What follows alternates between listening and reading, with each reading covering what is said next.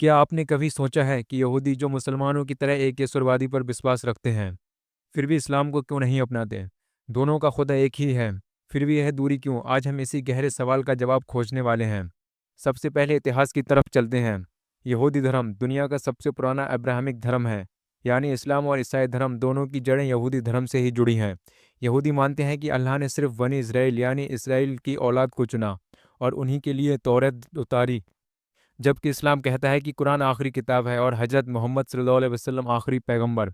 यही सबसे बड़ा फ़र्क है, यहूदी पैगंबर मोहम्मद सल्लल्लाहु अलैहि वसल्लम को पैगंबर नहीं मानते। यहूदियों के लिए उनका धर्म सिर्फ आस्था नहीं बल्कि पहचान है। यहूदी धर्म करीब नस्ल और कौम से जुड़ा हुआ है। अगर कोई यहूदी इस्लाम अपनाता है तो उसके लिए सिर्फ धर्म बदलना नहीं बल्कि अपनी कौमी और पारंपरिक पहचान छोड़ना भी होता है। यही वजह है कि बहुत कम यहूदी इस्लाम या किसी और धर्म में दाखिल होते हैं।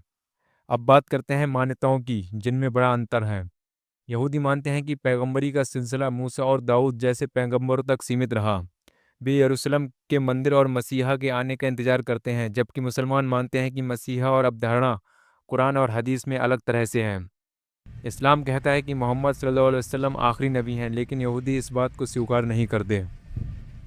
इतिहास भी इसमें अहम भूमिका निभाता है। पैगंबर मोहम्मद के दौर में अरब के कई यहूदी कबीलों ने इस्लाम का विरोध किया। मदीना के यहूदी कबीलों और मुसलमानों के बीच राजनीतिक और सैन्य टकराव हुए। इन ऐतिहासिक घटनाओं ने दोनों समुदायों के बीच गहरी दूरी पैदा की जो आज तक बनी हुई है।